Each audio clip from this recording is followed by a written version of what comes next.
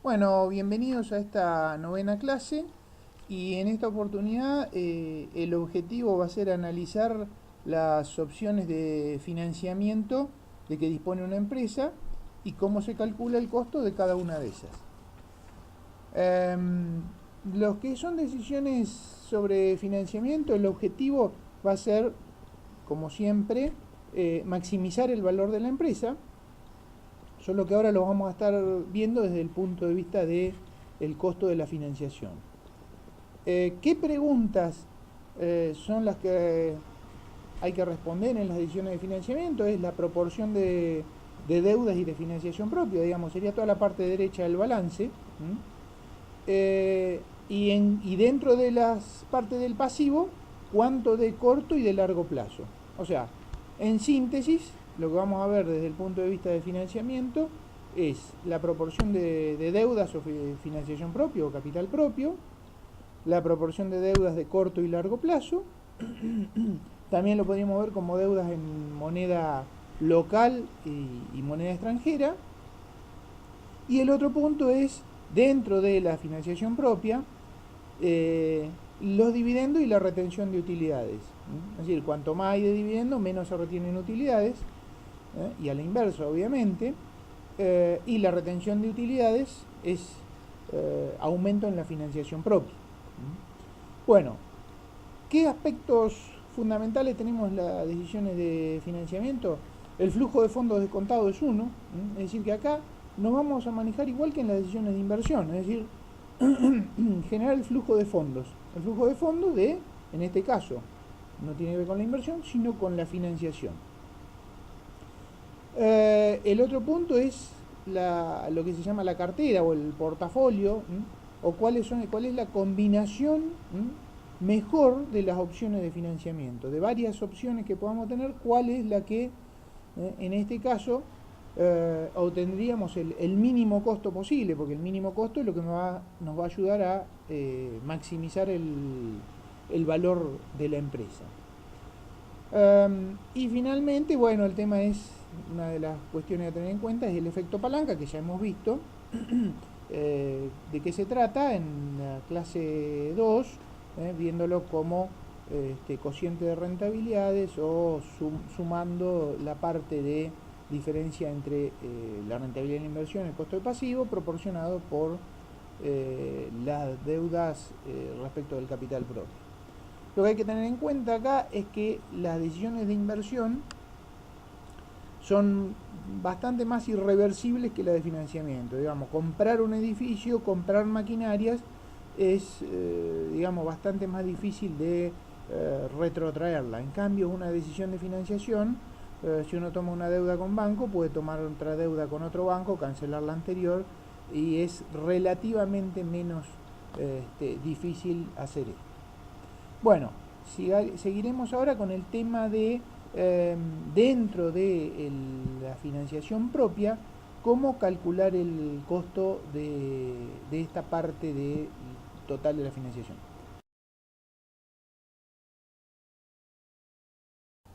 En la diapositiva anterior veíamos lo que es el CAPM, esto del modelo de valoración de activos de capital, en donde, bueno, los elementos en primer lugar, es una tasa libre de riesgo, que habitualmente, como figura ahí, la tasa de bonos emitida por el Tesoro de Estados Unidos es la que se toma usualmente con la tasa libre de riesgo. Luego dice estimar el coeficiente beta de la acción. ¿Qué es esto del coeficiente beta? Es una medida de volatilidad o de riesgo que se mide respecto del mercado. Entonces, si ese beta fuese igual a 1, quiere decir que tiene esa acción, por ejemplo, tiene la misma volatilidad que tendría el mercado. Si es mayor que 1, tendría más volatilidad que el mercado, y si es menor que 1, menor volatilidad que el mercado. Bueno, esto estadísticamente se obtiene eh, tomando la serie en conjunto de mercado con respecto a la acción y obteniendo los valores de volatilidad en cada uno de los casos y la proporción de uno respecto de otro. Y luego estimar la tasa de rendimiento del mercado, la de K sub M, es decir, sería la tasa de rendimiento en ese caso de todo el mercado, Con lo cual, fíjense que en la fórmula va a terminar siendo que la tasa del costo de esa acción específica va a ser una tasa libre de riesgo más la diferencia entre la tasa del mercado menos la tasa libre de riesgo, digamos el diferencial que obtendría por arriesgarme a tomar esa acción, multiplicado por el valor beta que lo que está midiendo es el riesgo o la volatilidad de esa acción respecto del mercado.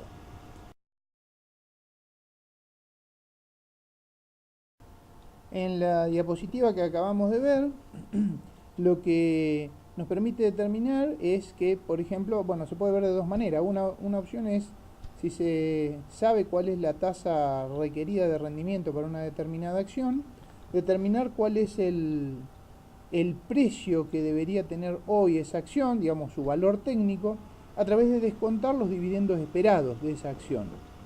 Así, fíjense que eso es, en el numerador figura D1, D2 hasta D sub T, serían los dividendos. El dividendo 1 es el dividendo que espero cobrar dentro de un periodo, el 2 dentro de 2 periodos, ¿sí? Y descontados a la tasa requerida. Bueno, cuando se descuentan todos esos dividendos a esa tasa requerida, lo que nos daría es el valor técnico de esa acción, que no quiere decir que sea exactamente el valor al que se encuentra en el mercado. Puede ser mayor o menor, es lo que debería valer esa acción en función del requerimiento de tasa que tienen los accionistas. Y la otra cuestión a considerar, la segunda parte que ahí veían de la diapositiva, que si se espera que esos dividendos tuvieran un crecimiento constante a una determinada tasa G, bueno, toda esa fórmula se podría reducir en definitiva a esa donde aparece el D sub 1 dividido la tasa requerida de rendimiento menos el crecimiento de esos dividendos. Tengan en cuenta esto muy importante, es D sub 1, no D sub 0. Es decir, no es el dividendo actual, sino el próximo, del próximo periodo. Y bueno, despejando de ahí se puede obtener que la tasa requerida de rendimiento estaría en función del dividendo del próximo ejercicio sobre el valor que tiene hoy la acción más la tasa de crecimiento de los dividendos. Ahí lo que podríamos tomar, sí, en ese caso sería cuál es el valor de la acción en el mercado, e indirectamente eso significaría cuál sería la tasa requerida de rendimiento en función del valor de mercado de esa acción. Bueno, seguimos con lo que es el costo de las deudas. Y bueno, ahora no les voy a introducir diapositivas en el video porque las pueden seguir a través de las que les he colgado en la clase, en donde figuran financiamiento 1, 2, 3 y 4. Las que vamos a comentar en este caso son las que corresponden a financiamiento 2, el tema de costo de deudas. Este costo de deudas es, bueno, si tenemos en cuenta los componentes del capital, de capital propio y deudas a largo plazo, en donde los pasivos de corto plazo se consideran básicamente capital de trabajo, el costo de la financiación propia, denominado como K sub E, el costo de las deudas como K sub D, y el costo total del capital, digamos, el costo combinado de deudas y patrimonio neto o financiación propia, sería como el K sub 0. Entonces, la cuestión es cómo determinar el costo promedio del capital, en donde vamos a tratar de que ese costo promedio del capital, o el K sub 0, sea el mínimo posible, porque cuando se trata de costo buscamos el mínimo, así como cuando se trata de beneficio buscamos el máximo. En este caso lo que vamos a estar buscando es el mínimo, es decir, cuál es el costo mínimo de esa combinación de deuda y de capital propio, en donde cada uno tiene su costo.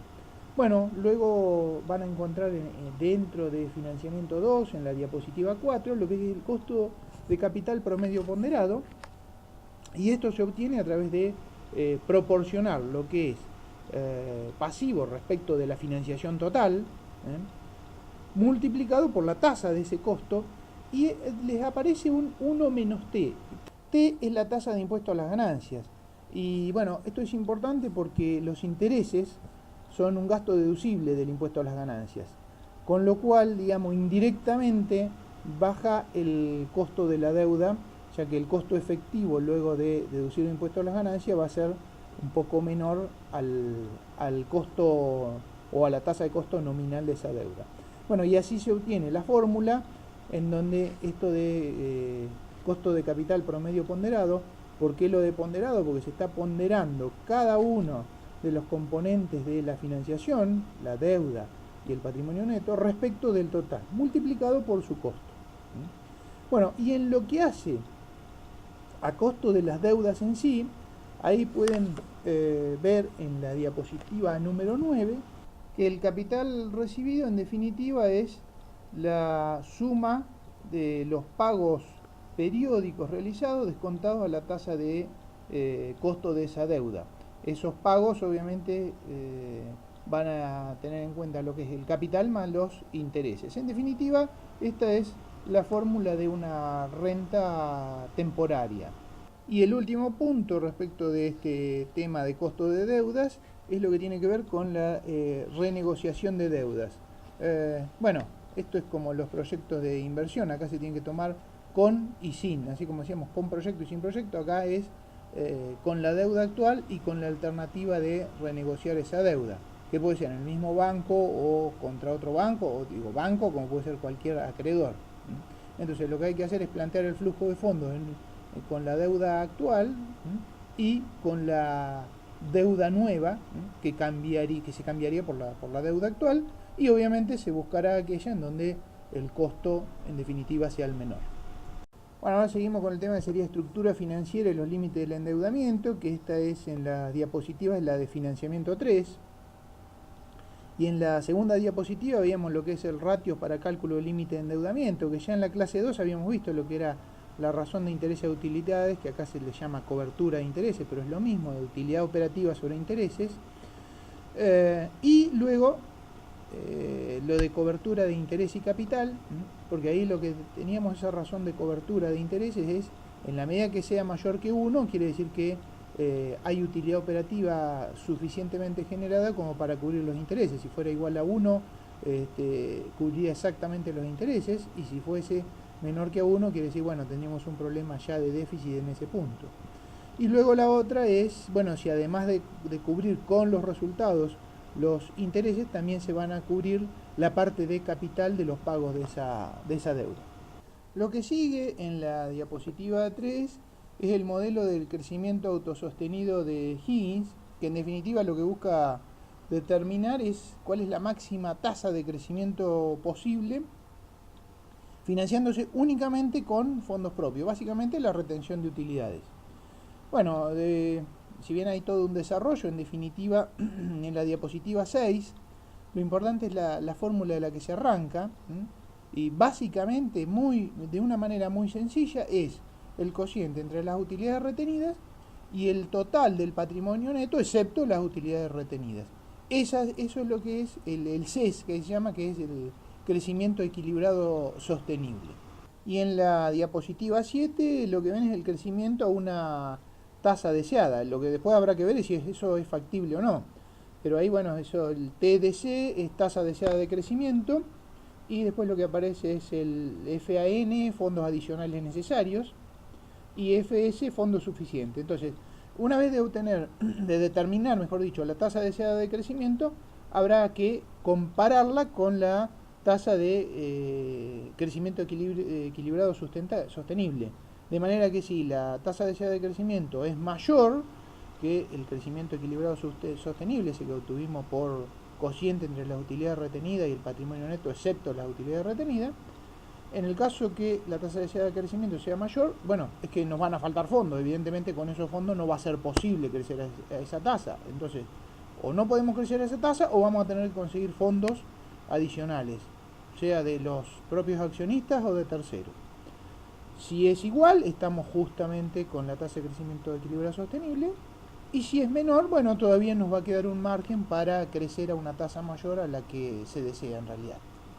Bueno, luego sigue el archivo financiamiento 4, que el tema es dividendos, inversiones y financiamiento.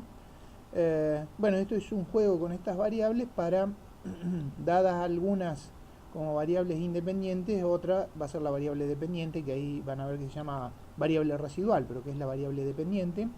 En la diapositiva 3 van a ver el A1 sería la inversión, en definitiva, de activo. el patrimonio neto al inicio, el índice de endeudamiento, la tasa de dividendos y la ganancia neta esperada. Entonces, en función de esas variables, lo que quedaría para la inversión. En la 4 es decir, bueno, dado el patrimonio neto al inicio, la ganancia neta y la tasa de dividendos más la inversión que se espera hacer, ¿cuál sería la proporción de financiamiento o el índice de endeudamiento? Y finalmente los dividendos como variable residual, en donde se puede calcular, fíjense que ahí tienen dos fórmulas en la diapositiva 5, la tasa de dividendos en función obviamente de la inversión, del índice de endeudamiento, el patrimonio neto al inicio y la ganancia neta, cuál sería la tasa de dividendos, y luego la que está debajo es los dividendos en valores absolutos, eso es lo que daría la última fórmula. Y ahora seguimos con estructura de financiamiento óptima. Lo que veíamos en la diapositiva anterior es que, bueno, si asumimos que en una empresa lo importante es la maximización de la rentabilidad, en definitiva sobre el capital propio, lo que nos va a interesar entonces es la fórmula de rentabilidad del patrimonio neto. Y de esa fórmula, si asumimos, como estamos en un tema de financiación, vamos a asumir que el R, que sería la rentabilidad del activo, se va a mantener, con lo cual lo que vamos a tener ahí, lo que nos va a interesar es la proporción de pasivos sobre patrimonio neto, que eso es lo que vamos a buscar, multiplicado, como ya conocíamos esto de la clase 2, de la rentabilidad del activo menos el costo de pasivos. La cuestión es que desde un punto de vista estático, bueno, uno podría decir en esta situación cuál es, pero desde un punto de vista dinámico, ¿qué es lo que ocurre? A mayores niveles de pasivo, de deudas hacia terceros, la tasa de interés no se mantiene constante, porque eso significa mayor riesgo para el acreedor. A mayor riesgo, la tasa se castiga con tasa de riesgo, entonces comienza a aumentar la tasa. Comienza a aumentar la cantidad de deuda, pero aumenta la tasa. Bueno, habrá que ver en qué medida ocurre uno y otro para tratar de buscar cuál sería el óptimo. En definitiva, cuánto sería lo que una empresa, hasta qué punto le conviene endeudarse, tal que la rentabilidad del patrimonio neto sea máxima. Eso lo vamos a ver en la próxima diapositiva de una manera gráfica. Bueno, ahí lo que observan en ese gráfico, en el eje de las X está el pasivo y en el eje de las Y el retorno del patrimonio neto en forma porcentual. Y ustedes van a ir viendo cómo a medida que nos vamos desplazando hacia la derecha en el eje de las X, el retorno, la rentabilidad del patrimonio neto, en principio va aumentando. Por más que aumente la tasa de costo de pasivo, todavía digamos que el efecto marginal sigue siendo positivo. Hasta que llega un punto en donde a partir de ese punto se pasa a ser negativo. Digamos, toda la proporción de la segunda parte del sumando de la fórmula que hemos visto en la otra diapositiva comienza a hacerse negativo. Entonces, digamos, ese es el punto óptimo. ¿Por qué? Porque si me ubico un punto antes, todavía tengo posibilidad de ganancias marginales que me quedan. Y si me ubico en un punto posterior, ya digamos estoy entrando en, cada vez estoy ganando, o sea, estoy perdiendo, digamos. Entonces el punto óptimo es el que ustedes ven ahí, dice, bueno, se resuelve con derivada primera igual a 0 y la derivada segunda menor que 0, y ahí se encuentra el máximo de la curva. Ese es el punto de endeudamiento óptimo. Bueno, ahora seguimos con leasing o alquiler con opción a compra. En este caso lo que se analiza que es, en lugar de comprar un bien de manera financiada, se podría alquilarlo al dueño, en donde se pagan esas cuotas de arrendamiento o alquiler durante determinado periodo, al final de los cuales en realidad el que alquila tendría la opción de que si paga el valor residual, ese bien le quedaría en propiedad, y si no, se devuelve al legítimo dueño. La cuestión entonces es dilucidar si conviene comprar de manera financiada o hacer un leasing o arrendamiento con opción a compra. Acá entra a jugar lo que se llaman las ventajas fiscales por el tema de impuesto a las ganancias, que en el caso de hacer una compra financiada, lo que se puede deducir serían los intereses y la depreciación del bien, porque el bien es propio, mientras que cuando es alquiler con opción a compra no hay depreciación posible porque el bien no es propio, es de un tercero, pero sí se pueden deducir los importes de alquileres pagados periódicamente. Bueno, a partir de hacer un flujo de fondos de ambas alternativas, como verán en el caso del archivo que yo les he colgado respecto de esto, lo que se determina es el perfil de ambas alternativas y van a encontrar que es un punto de indiferencia. Veamos el gráfico para poder analizarlo. Ahí observamos que la tasa de indiferencia es del 17,28%. Y como se trata de un flujo de egresos, acá nos va a convenir el menor BAN. En ese caso, fíjense que si la tasa de corte fuese inferior a esa, va a convenir la compra financiada, mientras que si es superior, va a convenir llevar a cabo el leasing o arrendamiento con opción a compra. Bueno, y para terminar nos queda el tema de bonos. El bono en realidad es un título de deuda que emite una entidad pública o privada. Si se trata de entidades públicas, que sería el Estado nacional o provincial, se les va a llamar efectivamente títulos públicos, y serían esos los bonos. Y si es una entidad privada, se llama obligaciones negociables o bonos de empresa o bonos corporativos. En definitiva son la misma cosa, lo que cambia es quién es el emisor. Los bonos son, si es el emisor el Estado, se llamará títulos públicos, si es una empresa, obligaciones negociables, pero la forma que vamos a ver ahora para hacer el análisis es exactamente la misma en un caso que en otro. Al emitir un bono es un título de deuda en donde figura el capital nominal y cómo se va a pagar. Se va a pagar la tasa de interés que se va a pagar, de pagos periódicos de interés, y cómo se va a pagar el total del capital. El total del capital puede pagarse al finalizar todo el periodo, o puede ser también cuando se pague los intereses de forma periódica, también ir amortizando una parte del capital. En definitiva, lo que hay que hacer es establecer un flujo de fondo, porque lo que nos va a interesar acá es determinar cuál es la tasa de interés que realmente da ese bono. Para eso lo que tenemos que analizar es lo que vamos a ver en la diapositiva siguiente, que es la paridad, y vemos de qué se trata.